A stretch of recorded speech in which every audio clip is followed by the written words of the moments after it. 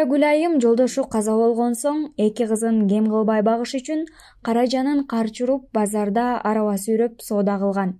Артрит оорусуна чалдыккандан кийин тапкан ташыганынын баарын сатып, дарыланып, бирок ден соолугу жакшы болбой, баса албай, айласы куруп отурган чагы. Мага 2 жыл болду, 2020-жылдан бери ооруйм. Көрүнбөгөн жерим калбады, врачтарга табына деле бардым. Элимден айса ошону кылдым, бирок кайтыш жылыш болбоду. Мен шишип же. Полиартрит артрит 3 степень деген болот экен, ошондой экен мен. 2020-жылга чейин ооручу эле? Ооруган эмес, бир да ооруган эмес. Резко эле кармап калды. Ушу баягы катуу карантин болду го, ошол маалда азабай кичине басам нелердичи. Ондо баспайт элем вообще. Баспай калгам. Андан кийин 23 миңге бир көрүндүм. Дагы 17 миңге бир көрүндүм. Акчам бүт деле больницага кетти. Бирок жылыш болгон жок. Монтип шишик болду экен, наскимен деле көрүнүп турат. Немеге бардым, 4-көр больницага барсам, немеге жазып берди. Томографияга. Томографияга түшүп, кагазымды алып барсам, ошондой деп чыкты. Анан тизеңе укол сайыш керек деди. Бир тизеге 8 миң деди. 2 тизеге 16 миң алып кел деди. Анан 16 миң алып бардым. Барсам айтат, бир жума кармайт, бир жумадан кармабайт деди. Анан кылдыртпадым. Анан бир Соронбай Биртемкем деген врач бар экен, анан ошого алып кирди мени. Ого кирсек ол айтты, кагазымды көрүп туруп эле чачкаларды алмаштырыш керек экен, болбой калыптыр деди. Анан неге деп ошентсем, айтат, сенде мына чачка түгөгөн деди. Операция кылыш керек экен деди. Бир потту $3000 деди, элестетип койбойбу? $3000 азыр каяктан табам мисалы үчүнчү? Табыш кыйын. Мисалы 9 малым бар эле, бир машинам бар эле. Полный кетти. Жок, эч нерсем калбады. 2 кызым бар, 2 кызым турмушка чыгып кеткен. Күйөөм кийинки турмушум, мурунку турмушум өтүп кеткен. Анан мындан балалуу болгон эмесмин. 8 жыл болду көзүн жашаганыбызга. Бул стройкада иштейт, тапкан эле ушу менин путума. Мисалы азыр менде дары болсо басам, дары жок болсо баса албайм, кадимкидей баспай калам. Ал дарыны ичпей коеюн десем, баспайм. Ичсең, мынтип семирип атат, гормоналный экен. Айлам кетти, эмне кылышты билбей калдым. Бир туугандарым деле канча жардам берди. Алар деле деп бере бербейт экен, чынын айтканда. Алардын өзүнүн тирлиги бар экен, башка экен. Кыз баладан ала албайт экенсиң. Сиз ооруп калганга чейин эмне иш кылчусуз? Мен ооруп калганга чейин базарда тачка сүйрөп соода кылчумун. Ош базарда. Дексаметазон деген дары экен да. Анан ондон мурун мага врач 2ден ичесиң деп берген. Анан мен аны интенсивке көп кетишти билбейм да. Анан бирөөлөр айтты, бул неме экен, гормоналный экен деп. Анан мен бирөөнө түшүрүп койдум. Экөөнү ичсем, кадимкидей жакшы басып жүрө берем да.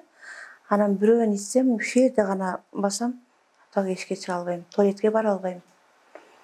Көчөгө чыга албайм. Жолдошум бар экен, ошол тамак кылганда ошол, камыр кылганда ошол, үй жыштырганда ошол. Мен ушул эле отурушум. Айлам кетти. Кылбаган нерсем калбады, табууна деле бардым, башкасына деле бардым. Мына мулар полный шишик мынчы. Мисалы сиздин ооруңуздун айрылып кетишине гарантия берип атышабы? Ошо эгерде сиздин ошо чашканы тест алмаштырсаңыз толук басып кетүү мүмкүнчүлүгүңүз бар экенби? Гарантия бере албайбыз деди. Гарантия бере албайбыз деди. Мына сол путуң деди, көбүрөөк ооруйт экен деди. Оң путуң болушу мүмкүн деди. Мына сол путуң деди, бүгүлбөйт деди. Ушул боюнча калат деди. Анан операция кылдыргандар бар экен, олар кылдыртпа операция. Операцияга кирген болбойт экен, лечение кыл деп атышат да. Анан эми мен лечение кылып, мына ысык суу немелерге жатайын дегем, олорго уже дараматым калбады уже. Ишенсеңиз бираттам жок, азыр 2 немени бияктан сурап тамак жасадык бүгүн. Айлам кетті, тапқан мен үшін менің пұтыма кетті. Жолдошуңуз азыр көчөдө иштейт да? Иштейт стройкада, ондо кээде болсо болуп калат, болбосо жок. Тамагыбыздан ашпайт. Анан мен ошо майда-чүйдө дарым бар. Мондой маздарды ашпайм да. Ушуларды алып берет. Ушуларга неме кылат. Анан мынтип кагаздарын бүт топтоп алгам, баягы группага чыгайын десем ого күч жок, жетпей атат. Группага чыгып алайын дедим эле. Хотя ошо путумдун дарыларына жетип турабы деген үмүт. Эмне тоскоол болот? Эми ого баягы кылайын десең жолдошум ого дары-дармеги менен ашпайт. Тамагыбыздан ашпайт. Анан мен болсо ментип колуман эч нерсе келбесе, тилим эле сүйлөйт. Бул документтерди өткөрүш үчүн дагы каражат керек. Каражат керек. Бул үчүн дагы больницага бир сыйра барамын, барып буларды көрсөтүп анан булардан ошол жактан печать басса, анан кийин мен немеге тапшырышым керек да. Азыр больницалардын деле жөн карабайт. Мына кече жакында 14 миң бирдемкеге лечение алдым. Бир дагы болгон жок. Менде ушул эки ушеримде мындай теги керек эле бир таш байлап койгондой оор да. Отуруп туруш кыйын. Сыртта жүргөндүкү да. Ошондо баягы жаштык кылдымбы же өзүм баягы тириликтеп неме болдум окшойт чагымда. Базарда иштеп ушуну көрдүм да акыры. Күн да ыйлайм жатып алып, түн да ыйлайм, Кудайдан суранып. Туалетке отура албайм. Айлам кетип, ушу намаз китептерди окуйм, анан салып алып, жыгылып албасам отуруп алып окуйм намаз. Кудайдан суранып. Баягы ооруганымда ар ким мени урушкун келет экен, али туруп, күйөөм мени урушуп кетем, жөн отуруп урушуп кетем.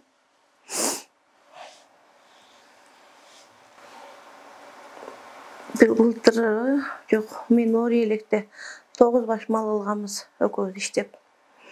Ошо мына 20-жылдан бери полный кетти. Машинабыз бар эле чоң, баягы газельге окшогон.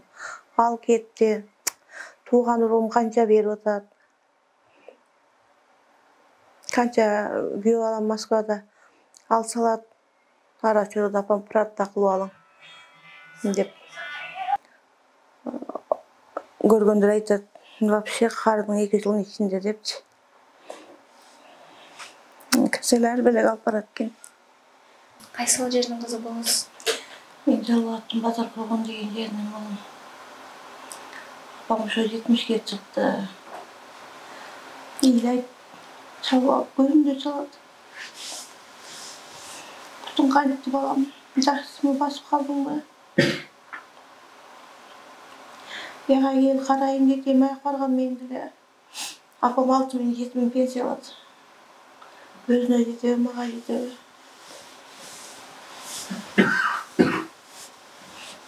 Ыйлаганга бардым, мен апама угузбай ыйлайм. Мага да денеси бар, өзү да окуган. Дәрінес көтөрүп кетпесин деп эч нерсе айтпайм, окуп басып жүрөм. Жакшымы, кыжырат болбоң дейм апама.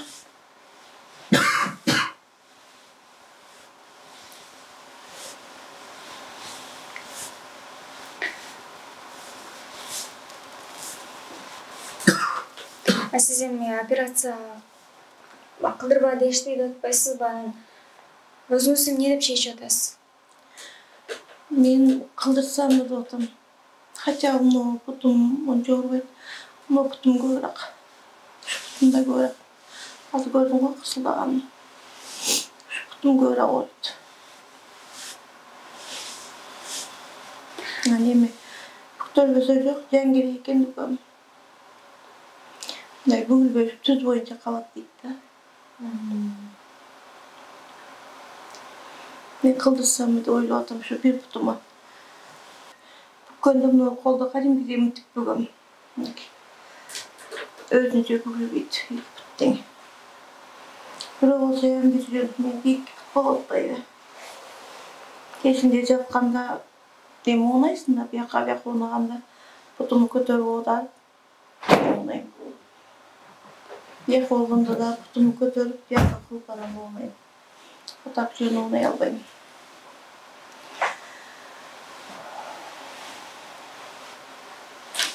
Бияқ şu жолдошым болады мен. Эми азыр сизге кандай жардам керек болот? Эми основной şu мен докторго барсам, şunu şişikтерим кайса, şuга кичине эл журтуман жардам сурап, кичине жардам береби деген үмүт.